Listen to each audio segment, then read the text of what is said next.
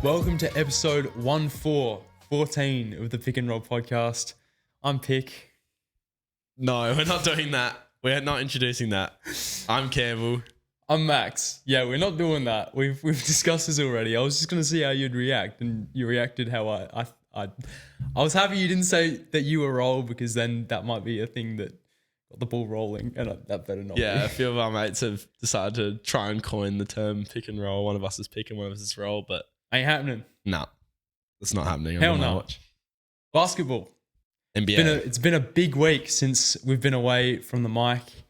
Speaking of mics, you want to hold that up? We got an upgrade, a bit of a goofy upgrade, but it will make the sound quality, I hope, or we hope, a lot better for you guys. We're trying to constantly improve. Yes, we still don't have the setup exactly right, but you know we're getting a bit of traction, getting a few views these days. So hopefully we'll be able to reinvest back into the studio and make the podcast as good as possible. So you won't hear any more hard P's from Campbell. If I go, hopefully that's fine. You hear that?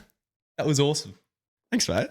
Anyway, basketball. We've had the first round completely completed as of this morning. It was very early on in the morning, so unfortunately I didn't get to watch. It was 2:30 for us in the morning. And we're talking about the Orlando Cavs game, which Cavs came away with a big Game 7 win. Yeah, Game 7, which was a huge win for the Cavs. It was the only Game 7 that we actually got out of every single NBA matchup. So, I mean, it was a bit of a sad one to miss. But so, yeah, great win for the Cavs. The Magic were up 18 points. At one point, early on. And then a huge explosion from Donovan Mitchell, who scored, I think, 39 points. And he's had a combined 80-odd points in the last two games, which is actually the most in a Game 6 and a Game 7 for a winning team. So ever. So that was actually an awesome series, and again a really sad one that we had to miss. I think I'll still rewatch it though, because that's what I've been doing. That's what I've been doing with the matchups. But in terms of the other rounds, do you want to go into that a little bit? Yeah, and we'll run through our predictions. Yes, you've got them written down. Our former predictions. This is a bit trippy, but. I don't know if it looks different right now, whether it's lighter or not, but basically what happened, we were sort of concerned about this while we were recording, whether the entire podcast actually recorded the audio. And it turns out I got home, loaded it on my computer, and pretty much 90% of it is lost. Luckily we've still got the games at the end and the intro, but we've lost the whole bulk of the podcast. Yeah, thanks to my microphone. So I don't know what went We don't know what there. happened. We don't know what happened at all. We're going to keep a keen eye on the audio levels this time to hopefully make sure that it never happens again. But we're grinding. So that's why we've come back the next day. Same outfits. Seamless. We're not unhygienic. We're just trying to make the transition seamless. So yeah, we're pretty much just going to repeat what we said pretty much. Yeah. All right. Well, we know what we're going to say this time, so it makes it a little bit easier. It should be a bit more efficient. I'm going to say it again. But basically, we're going to jump right into our previous round predictions, because I don't know if you should have caught last week's episode. If you haven't, go check that out, because please do. It's a good one. We made our predictions for the first round, and we're going to just quickly review them now just to see who was right. We already know because we spoke about this yesterday, but we did. It's a little reveal to you guys, just a little recall. So first, the Celtics and the Heat. We both said 4-0 Boston, which was a popular opinion among pretty much everyone, the NBA universe. But the Heat came away with the game. Yeah, didn't expect that one. That was due to Tyler Hero's explosion. I said in that episode that the Heat would need Jimmy Butler level production from one of their players in one of the games for them to get a win. And luckily they got it from Tyler Hero in that one game. But for the rest of the series, he cooled off a little bit, and Bam, even though he was great all series, couldn't lead them over the line for the rest of it. So for even a game, and it wasn't even really that close for the last four games. Yeah, apart from that game, the series went as I think most people thought it would go and how we thought it would go. Mm-hmm. So the sweep, looking back on it, not that bad of a prediction, but yeah, Tyler Hero did have that one spectacular game. Mm-hmm. That was just enough. So there's 1 point to both of us. 1 One correct prediction. One correct, and We're maybe going to be tallying them up. We are, and then we'll reveal who's the winner at the end. But next is Knicks versus 76ers in the East. This is the 2v7. And I said a 4-3 76ers win, which unfortunately I was wrong about. I think it was mainly due to the Embiid injury. I feel if we had him, a healthy Embiid, yeah, and a little bit of bias.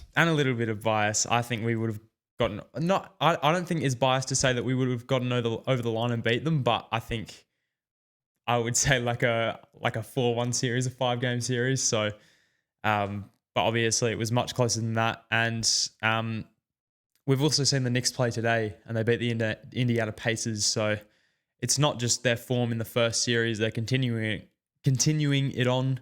And they're a contender now. So they're the likely team to make it to Eastern Conference Finals. Yeah, which is insane. Yeah, which I haven't done for a long time. And you said 4-3 the Knicks. So I did. So I was 1 game off. What do you have to say about that series?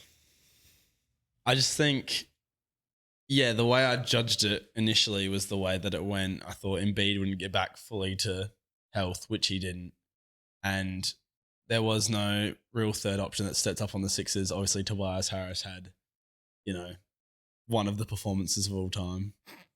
And you can say that. And the Knicks, when I was saying that if the role players around Brunson step up, Brunson did play well, obviously. He's really stepped it up in the past couple of games, especially. But Josh Hart maintained the numbers that we thought he couldn't. DiVincenzo, Hartenstein, getting some great offensive boards and doing the little things. And that's what the Knicks are built off of.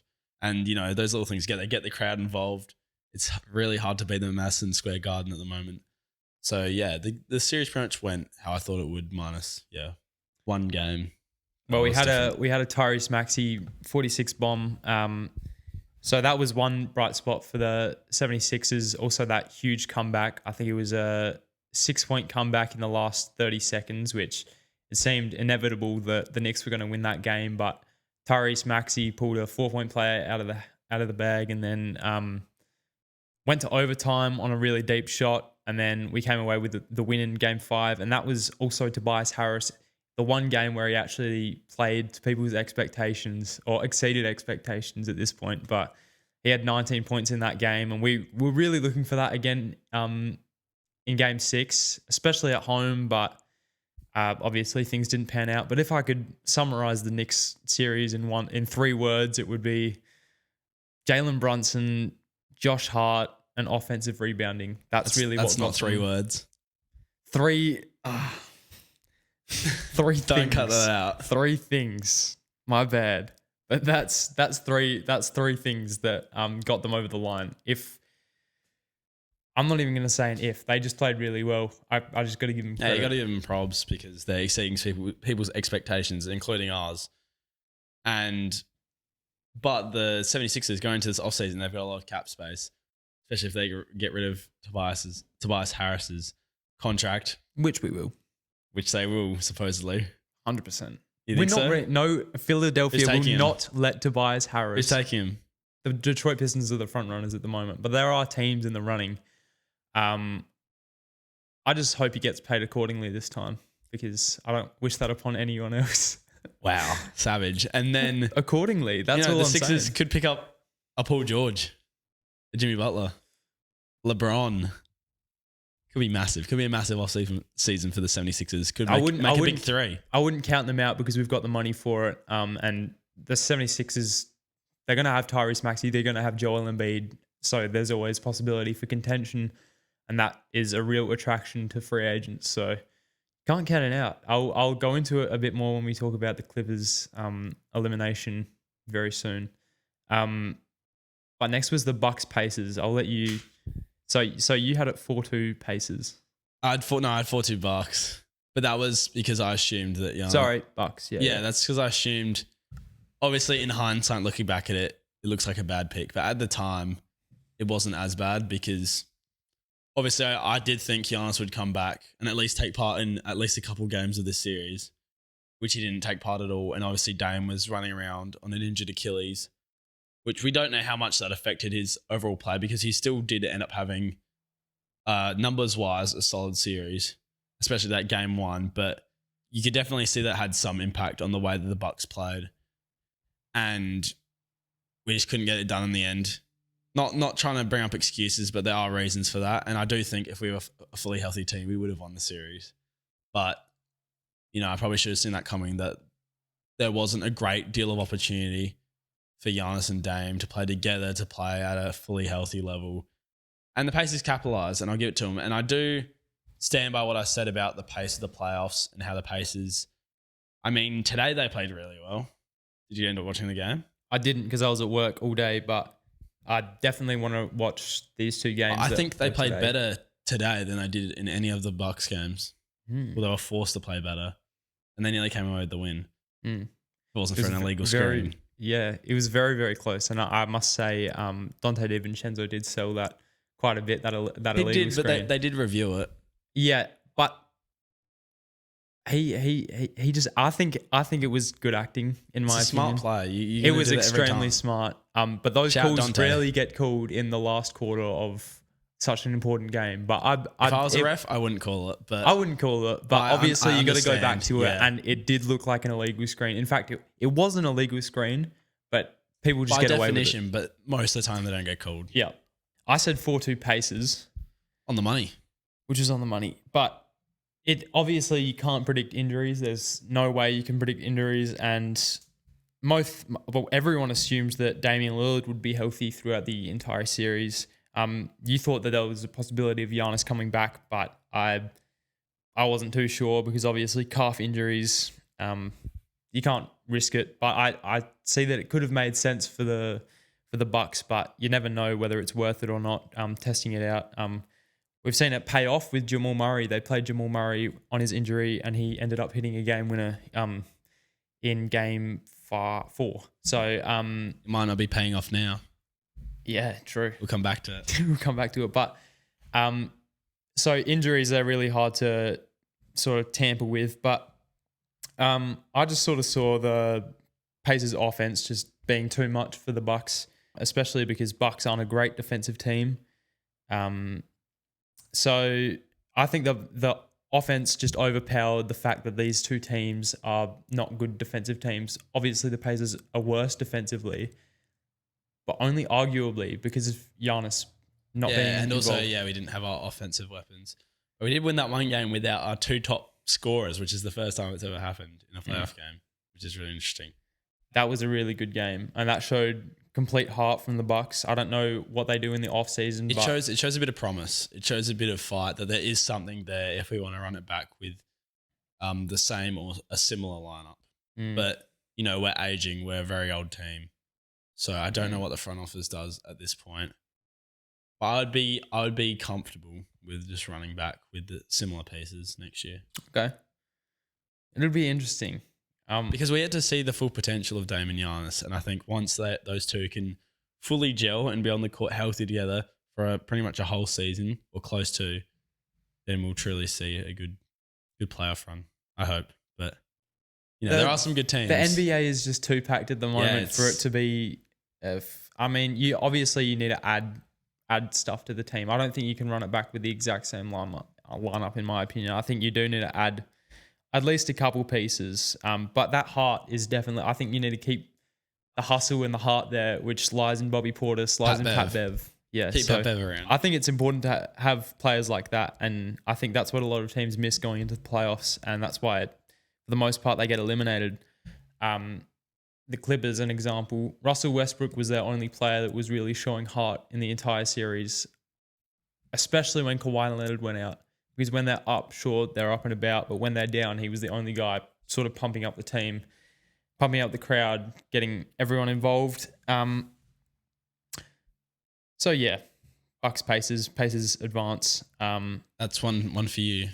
That's one for me. So, at the moment, it's 2-2. We got the Cavs and the Magic. This is where I really fumbled. In terms of the score. Fumbled. Yeah. At the series, I had the Cavs, but I said 4-0. 4-0 Disrespectful. I said 4-2, And I stood by the fact that the Magic would win some home games, which they did because of the defensive ability. And Jalen Suggs did step up in those home games to get the Magic over the line. Obviously, they're not the most offensively potent team. Paolo stepped up, but we did see when there wasn't a true second option in Game 7 that it did come back to bite them. Donovan Mitchell, a superstar in the game, was just too good in the end. And he's got playoff experience. You knew he was going to do that. And it was pretty much safe to say that the Magic were up, but in the end, it felt like it was too little too late. The reason I had a sweep was at the time we hadn't seen the Donovan Mitchell, a string of Donovan Mitchell good games since his injury. And traditionally, when he scores over 20 points, they come away with the win. Especially in this series, it held true until Game 6. Where Donovan Mitchell had 50, what? He had 58? No, sorry, not 50. God. He had 48. I'm pretty sure he had 50 on the dot. Was it? That held true, but the Orlando Magic did come away with a win. And that's because they couldn't find a second option on the team. Because Jarrett Allen was out that game and... Yeah, 50 points exactly. 50 points. Not 58, goodness. Over half the team's score, they had 96 that game. Yeah, and I think the Orlando, I think they were both top teams in terms of defense this playoffs, and I think the Orlando Magic's defense was just overpowering the Cavs the entire series, especially when you didn't have Donovan Mitchell playing like he usually does for the last 4 games. So, sorry, not 4 games. In the middle, he had a 14-point performance, and then he had a 18-point performance on 30%. And we know what happens when he averages below 20 points. It doesn't look good for the Cavs. Doesn't look good statistically. But it's just such an impressive series from Paolo Banchero, even though they did lose.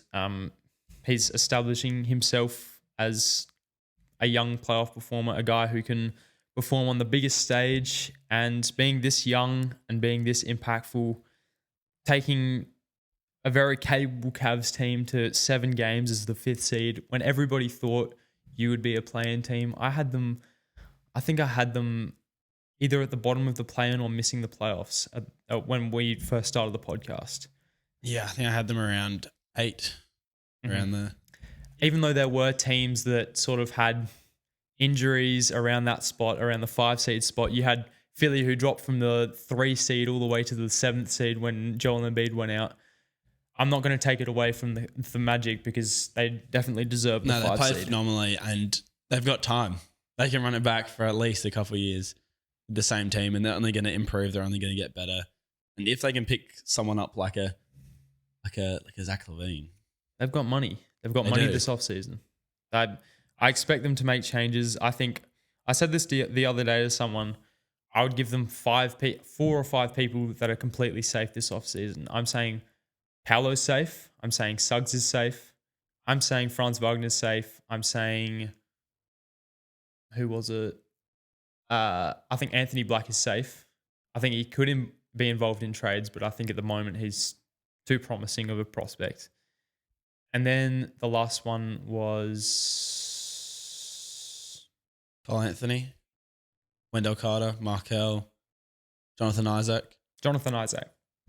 I think the rest of the pieces are expendable, especially in the next 2 years, because I think they need more shooting, quite frankly. I think that's what let them down this series. And when we did see them win, it was because they were shooting well from 3. So yeah, if I was them, I wouldn't make major changes personally, at least into next season. Yes, they do need a shooter. That's the one change I would focus on making. But a young core, the chemistry is only going to build. So I think they need to test the waters. They need to see what they're fully capable of, I think. Yeah, you make a good point because you can be gradual when you're only a first-time playoff. You're only in the playoffs for the first time. Yeah, you saw the Timberwolves last year. There's the Timberwolves this year. A prime example of that. Obviously, they've got more star power and older players, not as young of a team, but the same players premises. Have developed.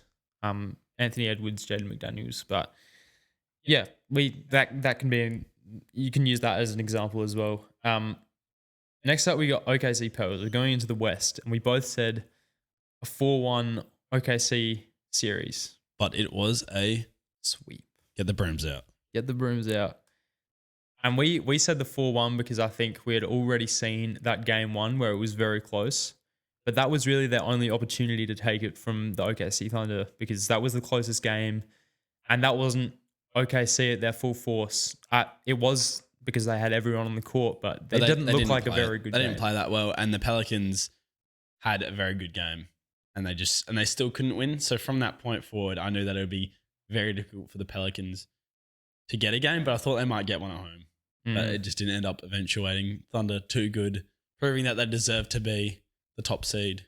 And it shows how impactful Zion is as well, because it was sad that we didn't get to see a Zion-led Pelicans because we both had high hopes on the Pelicans coming into the offseason. We thought they could definitely be a team that makes it at least to the second round because through stretches, they really look like a top 5 team in the West, definitely. So just unfortunate. Whether they run it back, I don't know if they move Ingram on. I think he might go. I think it's a possibility. But then again, I do see why you would keep him because he's a really good scorer. When someone like Zion's out, but is it enough? Just need to keep Zion healthy. Exactly. But that's so tough.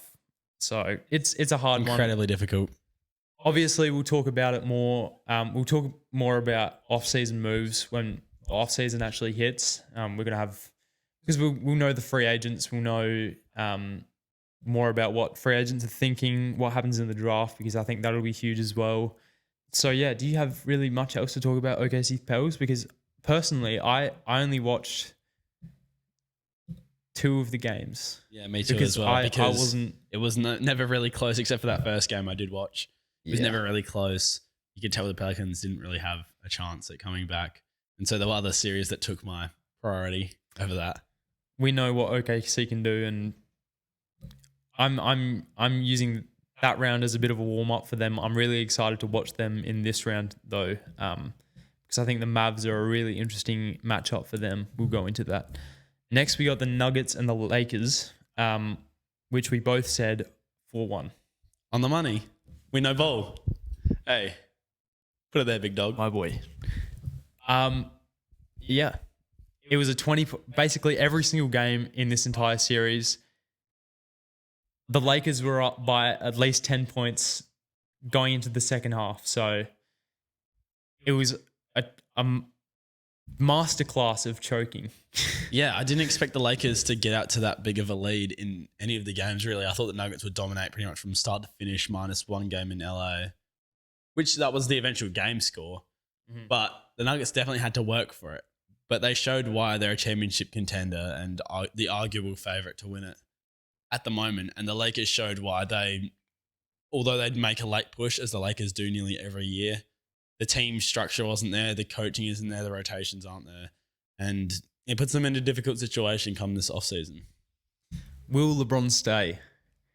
I think a lot of it relies on the fact of whether Bronny gets drafted to LA. I think if Bronny gets drafted to LA, there's no way that LeBron is leaving. No. But there are always teams that are aiming to get LeBron, and that is a factor that LeBron is considering to play with family, to play with...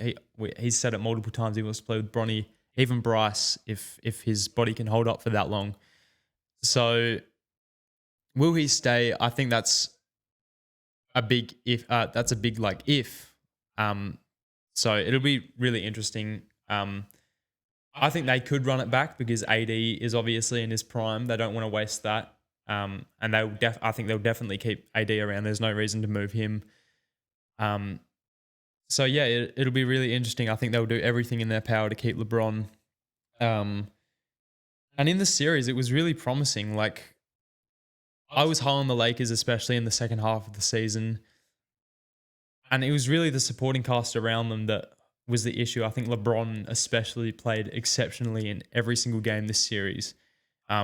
Used his 40-year-old frame, that dad strength, to get to the rim at will, especially in the fourth quarter when the Lakers really needed it. Even though Jamal Murray was hitting shots on one end, LeBron was always coming back, responding. And unfortunately, a lot of these games came down to LeBron missing open threes.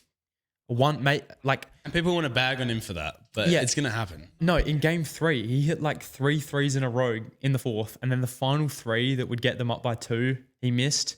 And I think it was Jamal came down the other end and hit another 2, so tied the game up, and then eventually won another empty possession by the Lakers, and then they came back. Jamal Murray hit that game winner. So it's the Lakers.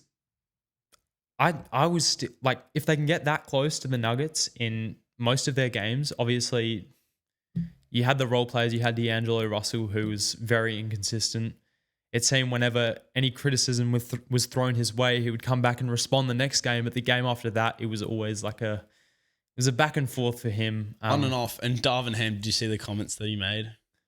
It wasn't very promising, was it? No, it wasn't. A bit of conflict. What did he say? It was when you're, I'm going to paraphrase. Yeah. It isn't an exact quote, but it was like, when one of your starters has 10 bad games in a row, there's nothing really you can do.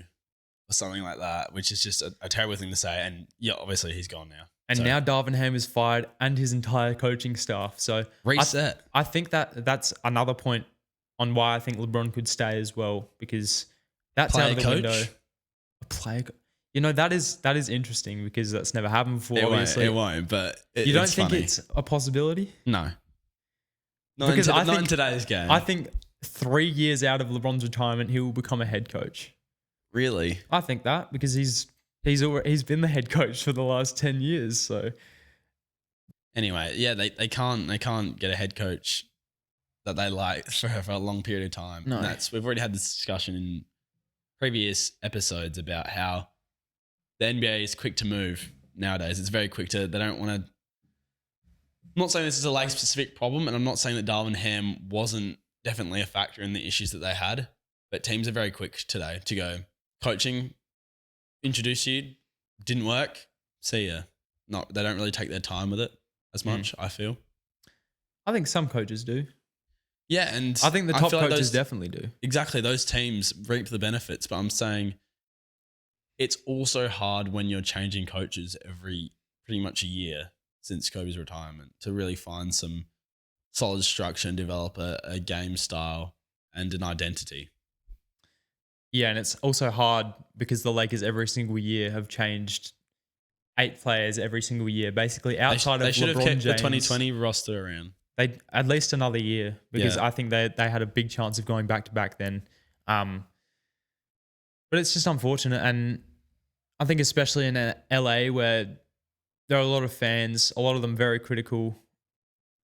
Often you need to move on quite quickly. So that's a thing, especially in those big market teams, that happens. Whilst small market teams like Jamal Mosley, I think he could stick around the Magic for another 5 years, even if he had criticism, because no one would really, because he's led them to some success. Exactly, and he's a fantastic coach and has proved that this year and in the first round as well. I think he's very valuable for them.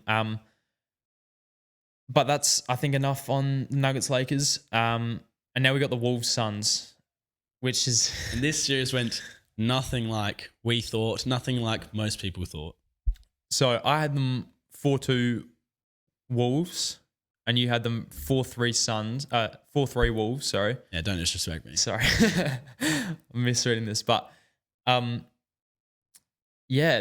it obviously went according to plan in terms of what we predicted with the series result, but definitely not in the amount of games. I definitely thought that the Suns would at least hold their own, rely on that offensive production, but the Wolves just completely shut them down and they couldn't generate anything on offense. Yeah, it's just demonstrating the Minnesota defense, which, spoiler alert, we've seen in the first couple of games of this round versus Denver, how stifling that defense is, how it can shut down even the league's best offensive players at times. And you really saw that with the Suns. No player of the big three really truly stepped up to take the reins against the T-Wolves. I had KD, but the T-Wolves had Jaden McDaniels. And it held true. Everyone clowned on it, but Jaden McDaniels was... It held true. And I don't know where the Suns go from here because they don't have a first-round pick in forever and they've got heaps of money tied up in Bradley Beal. So what do? Lacking depth. Yusuf Nurkic, get ready to learn Chinese, buddy. But Yeah, he didn't have a good series.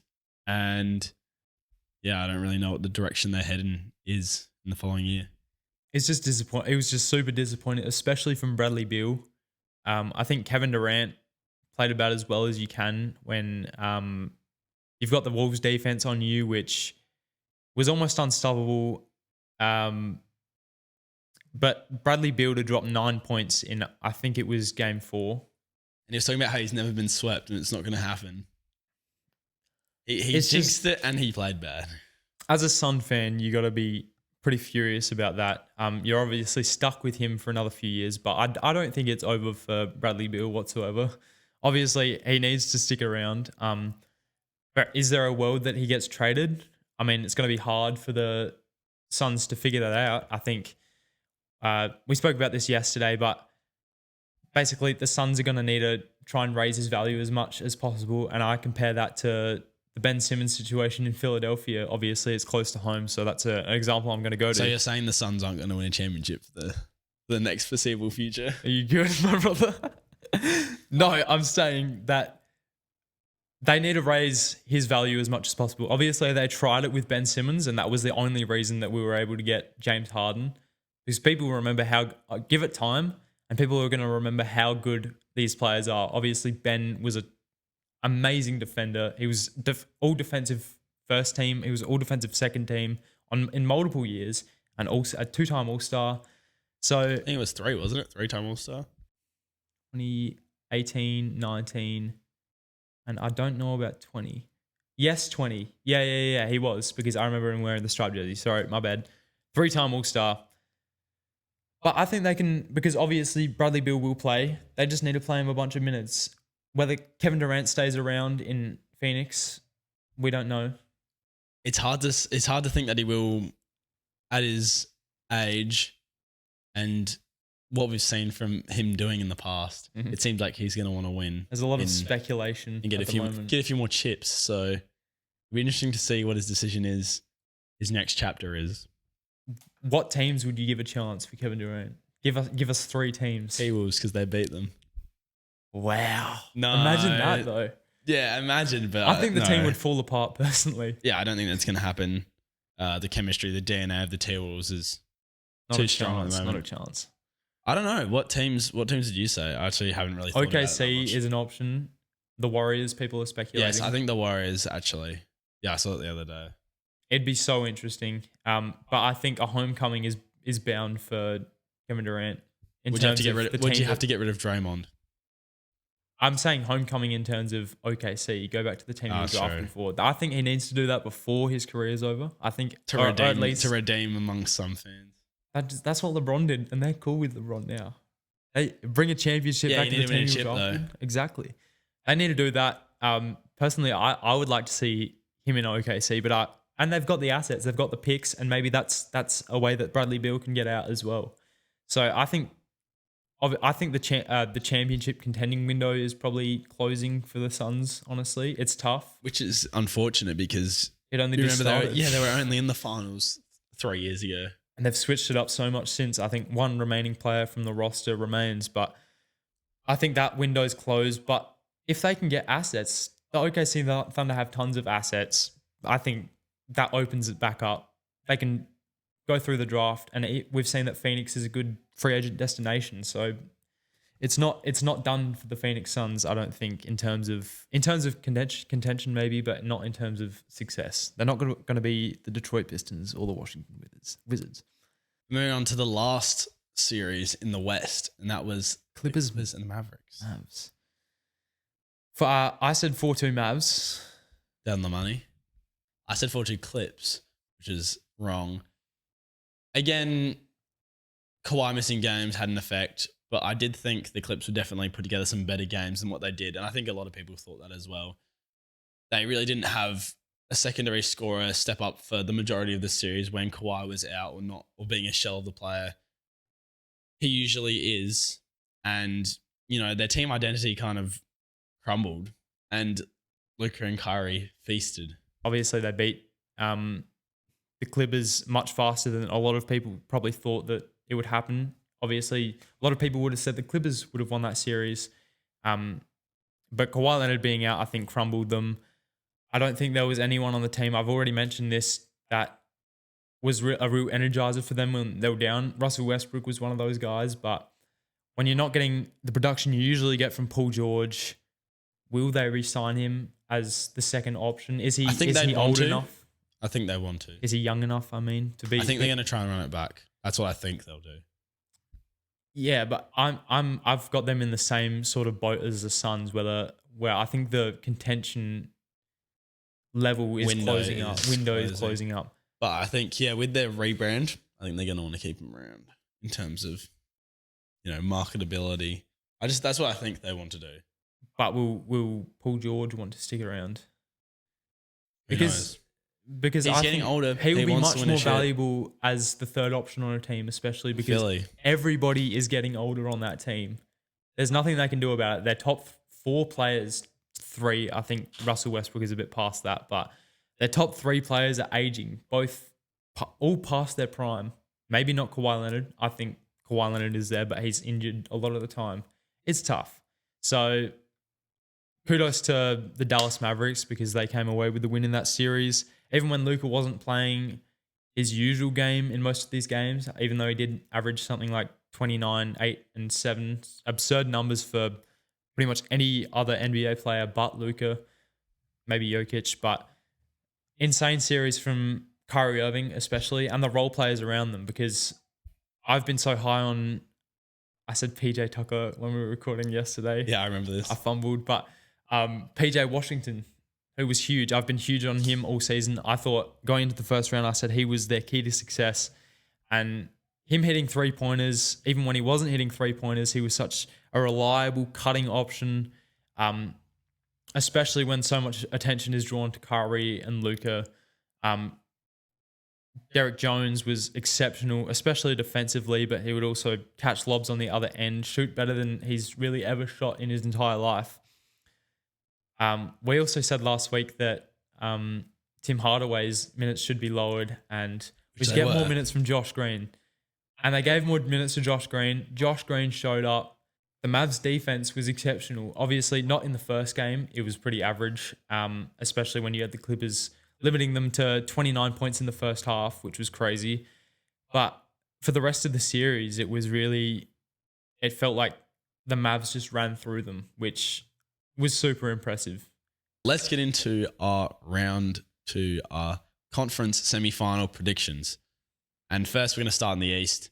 We're going to start with arguably the easiest series to predict, at least the winner of, and that's the Celtics and the Cavs.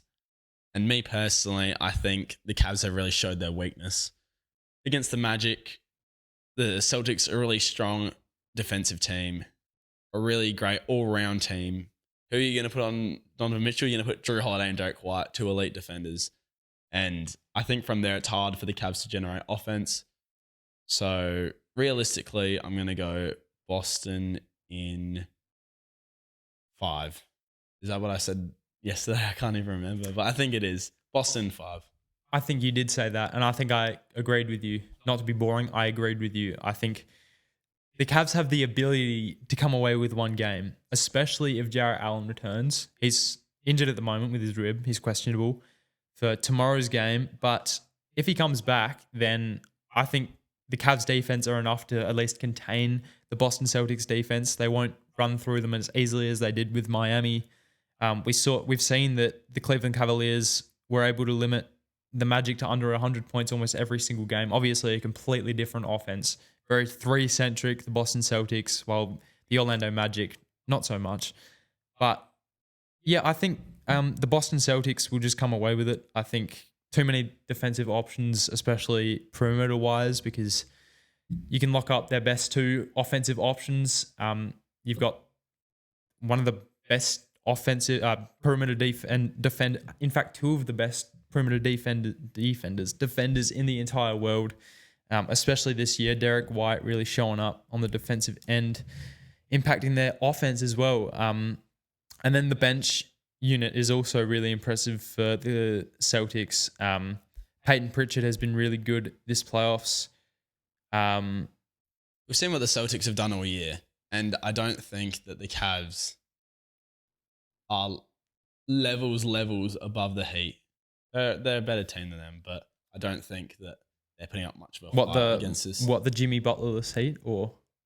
Yeah, well, I think they're miles above the Jimmy Butlerless Heat. Oh, well, I'm saying in terms of like how they're going to go. They're going to get one game, but I don't think it's, it breaks the barrier of them getting close or pushing the Celtics in this series, really. The Celtics should see this series through. Yeah. Without a shadow of a doubt. Yeah. I think nobody's going to predict, except for Cavs fans, that the Cavs, that the Celtics are going to win. But I think, definitely they have the ability to take one. Next, we got the New York series against the Pacers. We've seen game one. Yesterday we hadn't. We know the result. We haven't watched it yet, but I'm very keen to watch it because we talked about it came down to really. It. You watched it? Yeah. Well, right. I watched the second quarter and the fourth quarter. Right. Okay. Happens when you're stuck on a train. Yeah. What did it look like to you? At the end of the game, it was really chaos. So a bunch of fouls, a bunch of reviews, and a bunch of turnovers. But the Pacers pushed the pace, no pun intended, and they played better than I think they did against the Bucks. Any of the games, really. They had to push, and they had to push New York. But New York got it done. Putting the ball in the hands of Jalen Brunson, DiVincenzo with a clutch three. And I think that's the way that the series will play out. I think the Pacers will definitely push the Knicks. But I think the Knicks are just too good. And the superstar in Brunson will lead them through. Tyrese Haliburton didn't have a great game. He was up to the bench mob again. Obi Toppin, TJ McConnell played exceptionally again. Proving in and out defense. You see Obi Toppin hit an East Bay down the court. Yeah.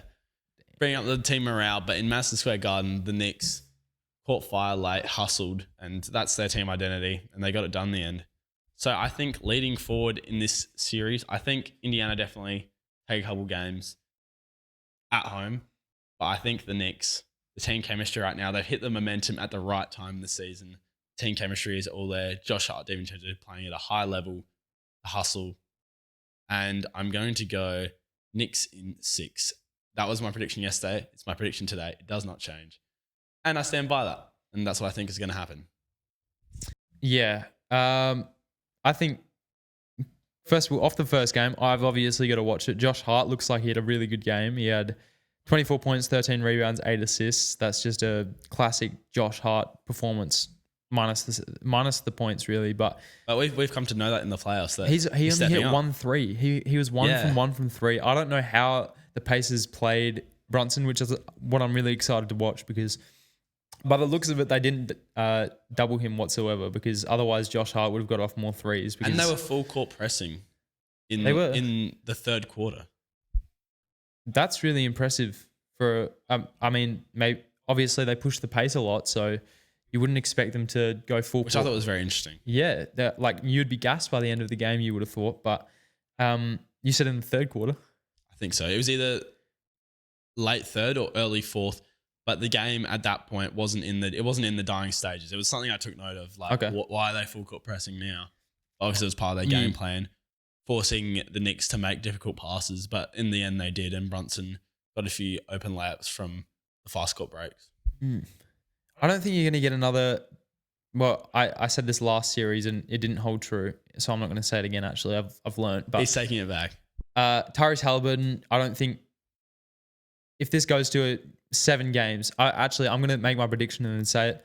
I think that the Knicks are going to come away with the series, but I think it's going to be 6 games because I don't think Tyrese is going to have bad performances in 3 of the 6 games. I think at least you're bound for 3 good, at least half of the games to be productive Tyrese Haliburton games because he's capable of that. He's one of those offensive players that learns the defense. He's smart. He learns their tactics. So I think he's bound to have at least a few good performances. Classic Tyrese Haliburton all-star performances. So this game was 33% from the field, 6 points. He had his 8 assists, which he comes away with every game. But I think at least the 3-point shooting and the production on offense, it's going to turn up and it's only going to make the Pacers better. So I've got them at least taking 2, but I think the Knicks, they don't really have anyone to guard Brunson because they're the worst defensive team in the entire league, the Pacers. So especially in the regular season, I'm talking. But Dante DiVincenzo stepping up, 25 points. Josh Hart, 24, as we said. 43 points from Jalen Brunson. When you've got that many options on offense, OG Anunoby, who has been, he shot 35% today. But as a whole, he's been crucial. He's been so crucial, especially closing out that Philadelphia series. He was deadly. Like, he was the reason they got over the line in the last couple in the last game 6 and game 4. So I would go with the Knicks because I've seen what they can do, and I think they have proven more than the Indiana Pacers in the regular season and especially in the playoffs. So give me the Knicks in 6. We agree. Nice. So we agree on. I don't like agreeing because I like to be right, but I like you to be wrong and me to be right. But I'm glad we agree because it makes us friends. That's why we're friends. That is why we're friends. We're moving on to the West. Do we want to start with the Thunder and the Mavericks? Mm-hmm. It's a really interesting series. Both teams with skilled guards. And I remember talking about yesterday that I think the Thunder are just too deep. And I think the defensive prowess of Lou Dort, of J-Dub, guarding Luka and Kyrie will force them to take bad shots. It will force the Mavs to try and take the ball away from their hands, which isn't going to happen. But, I was asking you yesterday, who is the Mavs' third option? Do you have an answer today? No, I was conflicted yesterday, and I think I'm still conflicted. Whether they play Tim Hardaway minutes, because I think at least he can give them offensive production off the bench, but their offense just relies around kicking out of Luka and Kyrie plays, pick and rolls. So who is it? I couldn't give you an answer. And I think that's the issue because the Thunder have so many options. Seamus the consistent, and it could be Chet, it could be J-Dub, it could be Giddey even that goes with him and allows the Thunder to open more scoring and offense capabilities. I do think it's going to be a close series. I have the Thunder winning in 7. Just because of the lack of experience. I think Luka and Kyrie are definitely more experienced in the playoffs, obviously. And the Thunder are a young team in their first real playoff run in a while. So sorry, did you say Mavs? You said no, the Thunder? Thunder in 7. Okay. Yeah. That's my prediction. Okay, Okay. in 7. Okay. Yeah, I'm with you, except I think the Mavs having a solid third option is not really an issue because I think everyone on that team can step up on any given night because we've seen... I just don't think they will. I don't think they will, but they have. No. In the first round, they did. Maxi Kleber had a great game. I don't have faith in Maxi Kleber. PJ Washington had a great game. But I'm saying if you're relying on PJ Washington to win you 4 games... I know Luka and Curry are going to have big games, at least a couple games in the series. Mm-hmm. But I think because of the defense of OKC limiting them, I think it's going to be definitely harder.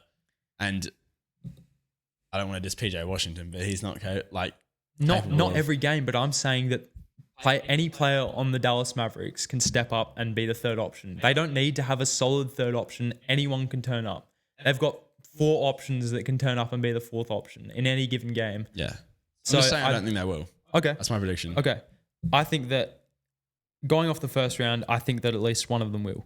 I think the bigs, they have a chance to beat the OKC Thunder on the boards because they haven't been a good rebounding team this year. That is true. And I think having 3 big men that can rebound, especially Derek Lively, I think, will be really important for them. I think he was so important for them in the draft. He's almost exactly what they needed. Pick and roll partner with Luka Doncic, which I don't think they had even before when they made these trades for Daniel Gafford, PJ Washington. I don't think they had that, but now that they've got such presence inside defensively, they've got players that can turn up and become the third option, in my opinion at least. Derek Jones Jr. as well. I forgot to mention defensive prowess, Dante Exum. Even though you lack that defense with Luka Doncic and Kyrie Irving, you do have defensive guards that you can put on the court depending on how OKC plays, which we know how they play. They play through their guards. I think they've got options to defend guards. And then on the OKC side, I think yeah, it's. I would take it to 7 games. And that's only because I think the OKC defense is just really, really good because they've got one of the best interior presences in the entire league as a rookie, Chet Holmgren. Jalen Williams, who can defend wings, he can pretty much switch on to anyone that the Mavs throw at them. Josh Giddey, a bit of a liability, but he's so valuable on the offensive end that I think he's going to be impactful. And then, as you said, Lou Dort, Cason Wallace, Shea, they can lock up these guards. Obviously, not completely lock them up, but limit them at least to the point where their offense can overproduce the Mavs defense, if that's the right word to use. But that's why I'm also going to say OKC. I think they're just too good, even though they're one of the most inexperienced teams in the league. I feel like they that doesn't really matter as much for them because they mesh so well together. It's not like they've got any immature. No, it's not like they're immature. They're still Shea is he's an old head in a young head's body. So, yeah, I think OKC are going to take it over the line, and I'm actually not going to take it to 7 games. I'm going to take it 6. I think OKC in 6.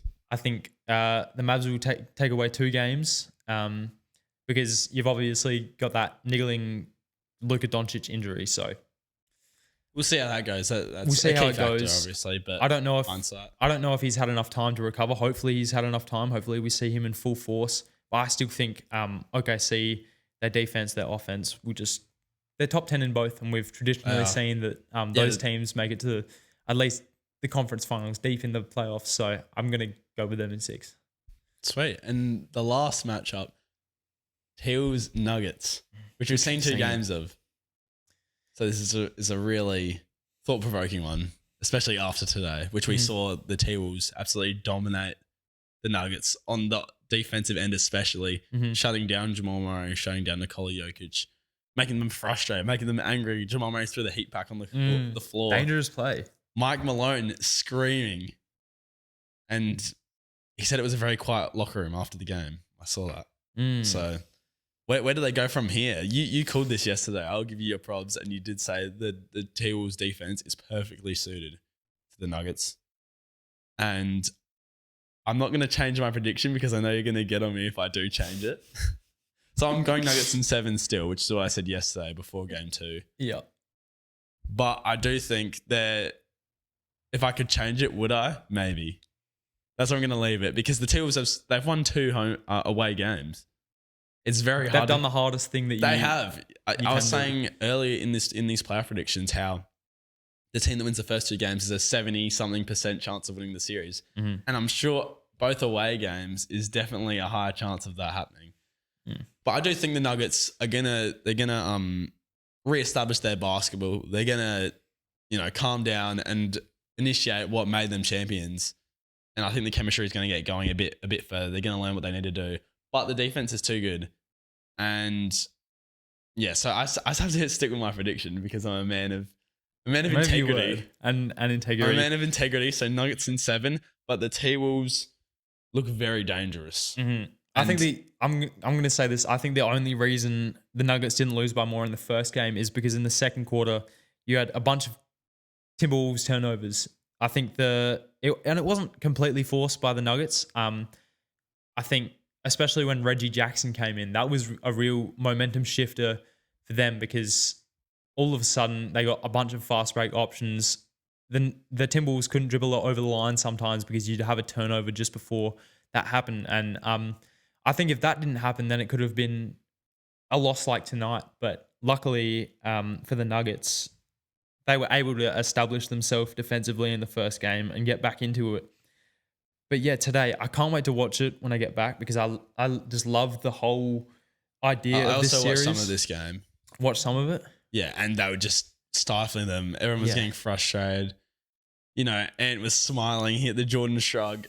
We were talking about, I don't remember even what episode it was. Who was the new face of the NBA?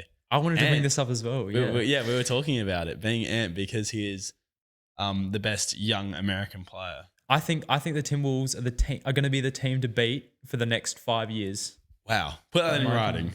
Put that in writing because if they can beat the Nuggets, if they've unlocked the Nuggets, then I can see them. They have a team suited as well to make it hard for the Celtics, to make it So you're saying extremely you think the hard. Nuggets win this series? No, the T-Wolves, sorry. I'd said that yesterday, yeah. Yeah. Did you say your prediction? 6-2 Wolves. 4-2. Sorry. Damn. Take it to 8 games. Take the 8 games here. No, 4-2. 4-2 Timberwolves. And also, I want to make another callback. The Nuggets were your champions.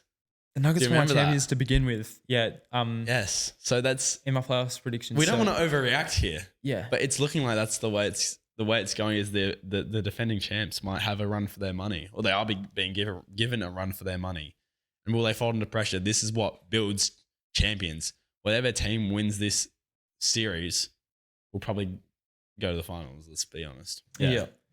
I think so, definitely. I also wanted to say yesterday, I also said something else that we saw this game.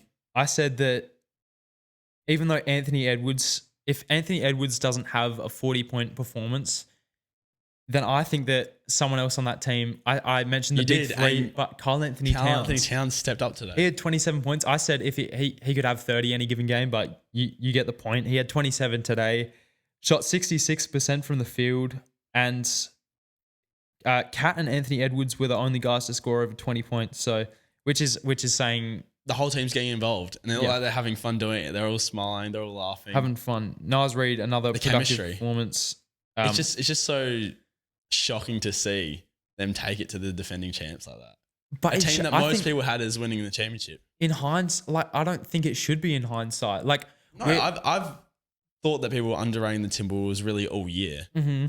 But it still is like you have to be like, whoa. Taken aback by it because they're the champions. Exactly. Yeah. And these are the Nuggets and the Boston Celtics are the two teams that most people, I'm sure there are people that say, okay, see the Mavs, the Timberwolves, but most people would say the Nuggets and the Boston Celtics. We both had it as our finals matchups. Yeah. And now you got to really chuck the Timberwolves in there because at the moment, the way things are going, they're going to take this series. And I haven't seen a Jokic stat line it wasn't a bad stat line. He shot 38% though. And it seems like Rudy Gobert, Cat, and Nas Reed really limited him this game. We spoke yesterday. I want to quickly talk about this. We don't have a whole lot of time, but basically yesterday I said that they got the way that they play the Nuggets is that they have three defensive bigs as an option. I like the fact that they put Karl Anthony Towns on Jokic and he's really holding his own, even though if Jokic gets Nas Reed as well when Cat is off on the bench. But whenever Jokic is within 6 feet of the basket, obviously as a scoring option, he's really, really consistent there.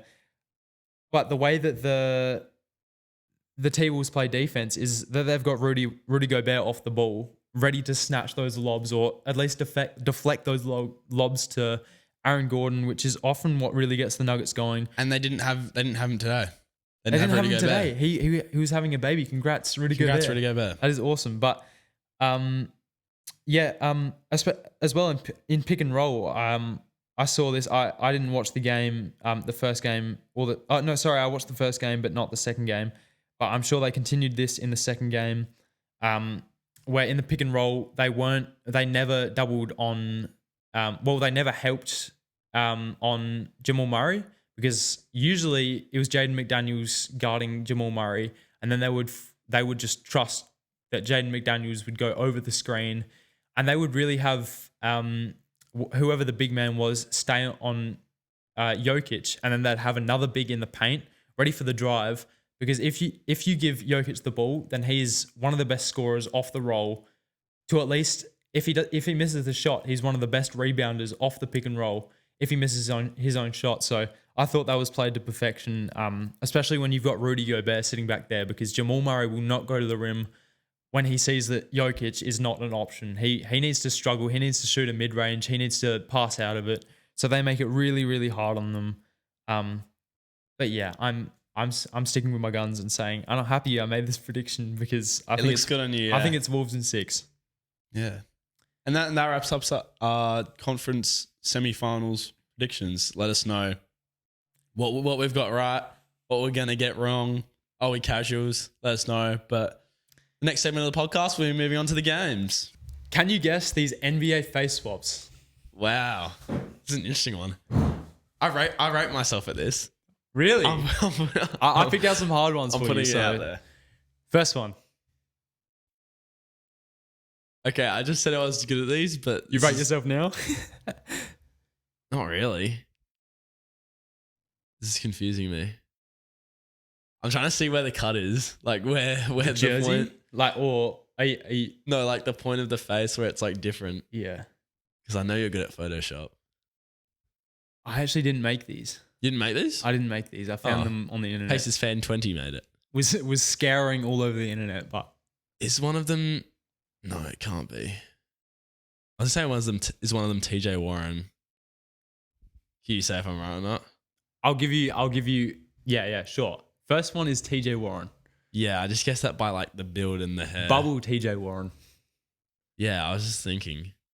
And whose eyes are those? One of the greatest players of all time. I'm talking about TJ Warren, by the way. Yeah, I was going to say. Can't pick it. Who is that face? I'm just trying to focus in on just the face. Who is that? I give up. I don't know who that is. And it looks very familiar. It's one of the Holiday brothers. I think, is it Aaron? You don't even know what it is. I know it's one of the... I just forget there are three. It's Aaron Holiday. Yeah, it's not Justin. Hang on, let me say it to the thing. It's Aaron Holiday. I think it cuts off where the eyes are. If you look at it again, the lower half is definitely TJ, and then the eyes are definitely... Yeah, that's a difficult one though. It's tough. That could be a real person. That could be a real person. And You've done I'd a be good... like, okay. Pacers fan 20, you've done a good job. Shout out Pacers fan 20. Next up, I feel like this is a little bit easier. Okay. I've got that one. That's Buddy Hield and Markelle Fultz. Bang. See, those are the ones I'm used to. Yeah. I don't really look at Aaron Holiday too often. I thought it'd throw you off with the Philly jersey, but Buddy Hield now plays for Philly, so yeah, exactly. Maybe it's not confusing. Next up, this is kind of hard, but it was a little bit hard for me. But I feel like now that I know it, it's a little bit easier. That's how it always is with these. Yeah. Okay. Tim Hardaway Jr. Mm-hmm. And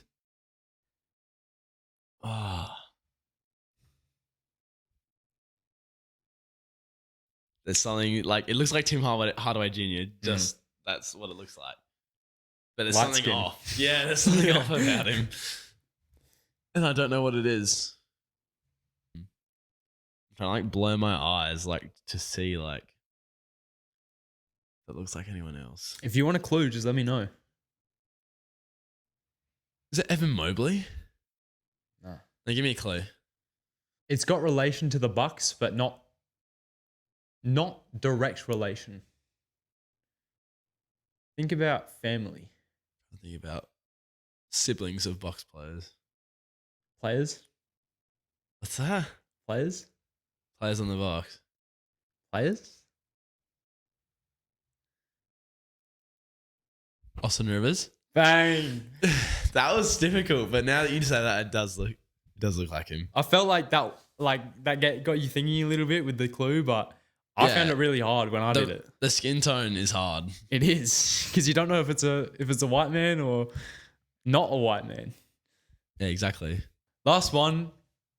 I think one player is pretty obvious, but James Harden. Yep. And who's the other? I want to say like Quincy AC. Bang. Is it Quincy AC? It, bro. That's a deep pull right there. It's the bald head, and for me it was the Knicks uniform. Yeah, the Knicks uniform. Because at least I saw orange, and I'm like, orange, bald head. I was just thinking like that kind of looks like him. That was a little bit actually. Yeah. Shout out Quincy AC. Shout out Quincy. What are you doing at the moment? What's he up to? Blind rank these NBA villains. I love blind rankings. So first up, we have Miami LeBron. And these are like specific of the player. Like it's not just a player as a whole. It's like a period of that player. So Miami LeBron. Left his hometown to join a super team. That's inexcusable. of all NBA villains of all time, he's got to be one of the top ones. I don't think there's any argument about that. We got 5. 5. I know Dylan Brooks is going to be on there, so give me number 3 because he did redeem himself coming back to Cleveland, winning a chip. Still a villain. Yeah, number 3. Next we have Trae Young versus the Knicks. Ooh. Knicks hate Trae Young. I don't hate Trae Young, so I don't have that bias, but I mean they beat them in the series, but that's just Knicks fans being Knicks fans, isn't it? It is. So it's not worse than LeBron. So I put LeBron 2? 3. Oh, I regret that. I'm going Trae Young 4 though. Next up, we have KD on the Warriors when he first left. Damn, you're making this hard for me. I think this is worse because the Warriors were already an established NBA final team and NBA champion. So give me number 1. Number 1. Give me number 1. He's put it out early. I think it's bad. Inexcusable. And next up, you are right. We do have Dylan Brooks. Mm-hmm. This is number 2. Number 2? This is number 2 because it's not like a fan base hates Dylan Brooks. The NBA hates Dylan Brooks. I hate to say it, but it's true. So give me number 2. I could have put in number 1, but that Dylan Brooks didn't alter the trajectory of the NBA. So yeah, for at least a couple of years. But that leaves you number 5 open. Who is it? It's podcast Draymond. So this season past Draymond. He's a menace, but it's funny but he did jeopardize the Warriors, so he's kind of growing me though. He is. He's an entertainer. We'll give Draymond that. So it's funny. I'm actually happy with my list. I think that was a really good list. I think you played it well there. Let's go. Come on. I've got a new one for you as well. Ooh. No blind rankings. No, none of this. That. Which NBA player said this? Aged poorly edition. Some controversial ones in here. First of all, we got respectfully. I don't know how teams are going to go at us. And I'm pretty sure I know who that is because it's come under recent scrutiny. I think you're right. D-Book. Yeah. And the teams knew how to guard them. The T-Wolves knew how to guard them. It aged poorly. It aged very poorly. Next. The next 5 years are mine. The next 5 years are mine. This was 5 years ago, by the way. If it's aged poorly, I was gonna say Ant, but obviously it's not that because I feel like it's something he said. The confidence. 5 years are mine. Yeah. Unlimited confidence. I need a hint with this one. I have no clue. Let me think of one that won't give it away. A lot of NBA players are confident in themselves. This guy is just overly confident, and he's known for being overly confident. This guy is known for being overly confident. And he said this to Steph Curry. This is a guard. It's coming back to me, but I can't remember. This is a guard who thinks he's better than he is. He thinks he's won a chip, but he hasn't won a chip. It's not James Harden, is it? No. No. You saying he thinks he's better than he is? He hasn't won a chip. He's saying it to Steph Curry. Why can't I think of who it is? Do you want me to give you his team route? Which teams he's been on? Yeah. All right, let me just say he's been on James Harden's Rockets. He's been on James Harden's Rockets. Chris Paul? No. This guy has never been close to being an all-star. Eric Gordon? No, this is you're gonna punch yourself after you hear this. This is a guy who is just like completely out there, just too overconfident. He's got a podcast. Why can't I think of who this is? I feel like it's really easy. You want me to give you the giveaway hint? Yeah, just give it to me. He's on your basketball team. The Milwaukee Bucks. It's Pat Bev. The next 5 years are mine. He said that to Steph Curry. How can I not think of Pat Bev? Pat Bev's the GOAT. He's still him for real. I cannot think of that, to be honest. Yeah. It's tough under pressure. This one's really good.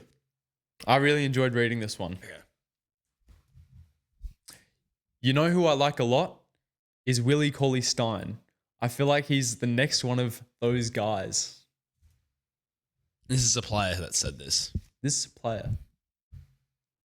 He's one of those guys. This is a guy who's a player who's reputable because he's such a good player. You like if you heard this from him, you'd be like, oh, he knows talent, so we should listen to him. LeBron. Nope. He knows talent. This is an active player. This is an active player. This is a top 20 player of all time. Okay, well then there's only so Limited, who it can be. It's hard because you got no context. Curry. No. KD. Kevin Durant. Kevin Durant thought Willie Cauley-Stein would be one of those guys. And he's not a guy to give out praise that easily. So No. that's why I didn't think it was him. He was busy with his Twitter fingers, but not one to give out praise. The 6th overall pick in 2015, I see where Kevin Durant's coming from, but he's averaged 8 points per game during his career. Not the best. Tough. It's tough. Now that I've got a taste of what that experience is like, I'm sort of addicted. And you know I know this because he came up against my Bucks, and that's Chris Paul. In 2021. And I'm glad to say he's sober.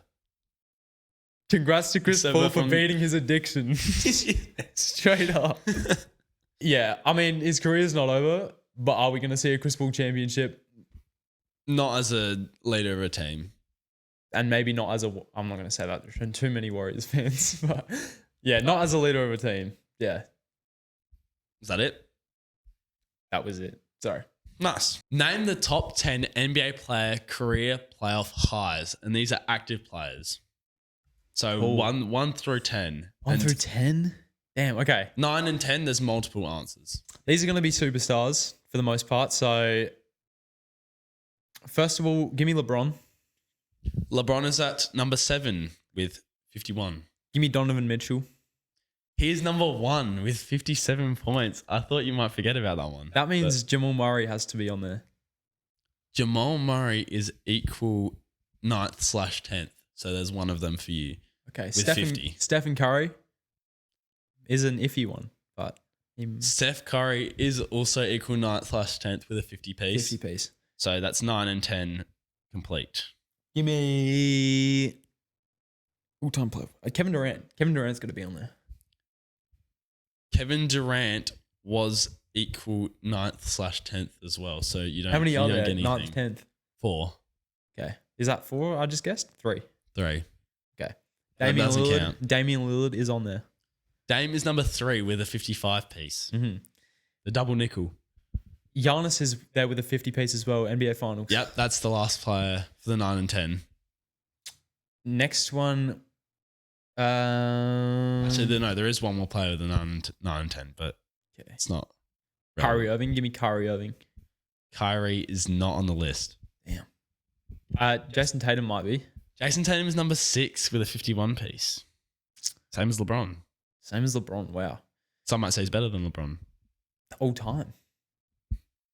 Maybe. I know one guy that will. Hang on. Oh, I want to remember his name. That TikTok guy that just like glazes LeBron. He's definitely got him number 1. But You've got 4 players left. remaining, Luka Doncic. Luka Doncic is not on the list. Give You've me got number 2, number 4, number 5, and number 8. Give me random one, Jaylen Brown. No, Jaylen Brown is not on the list. Didn't get a 50 piece. But Klay Thompson's on the list. No, he's not. Really? Jokic hasn't scored enough to be on that list. I'm kidding myself. Joel Embiid's on there. He was the 9/10. He was the last one with the 50 piece. Okay. So no points. Yeah. Give me Russell Westbrook. Number 8 with 51. Mm-hmm. 3 left. Are there any random ones in here? There is one that's a bit hard. Literally, okay. But I feel like the other two you should get pretty... One of them you were thinking about. One of them I was thinking is about. still... I said his name. Maybe. Oh, so it's the last guy I said. Which is? I said Jokic didn't have an above 50-point game in the playoffs. Does he? He does. He has a 53-point game. When was That's that? Number 4. Does it say? Oh, I had it up before. I can bring it up. Yeah, against the Suns in 2023, the Western Conference semifinals had 53. Forgot about that. So now I've got 2 left. One is number 2, and I feel like you should get that one. And one is number 5 that I'll give you hints for when you get to it. But I feel like you need to get number 2 first. Kawhi Leonard? No, he's not playing. He's not playing at the moment. This is Jarrett Allen. Are you kidding yourself? Shaggy is not on the list. Who's not playing? Porzingis, but he's... No. Emo. Wow, I can't believe I left this out. That's Jimmy Butler. Jimmy 57? Butler. 56. 56. Yes, one of the greatest player performances. Eastern Conference Finals or was that Finals? I forget. It was one of the two. I don't have it in front of me, but yeah, a big playoff performer. And then number 5 is someone who is an active player, but they're technically an active player. Technically. They did play this year. They played this year? Correct. Then why would you say technically? Because he's injured. It's Ja Morant. It's not due to injury. I mean, it's not technically. They are an active player, but someone you wouldn't think of as an active player. And they're not as good as they once were. Derrick Rose. No. Obviously, we know Derrick Rose is still in the league. Yeah. Someone who's bounced around the past couple of years. They've been out of the league. A bouncy boy. But they're back.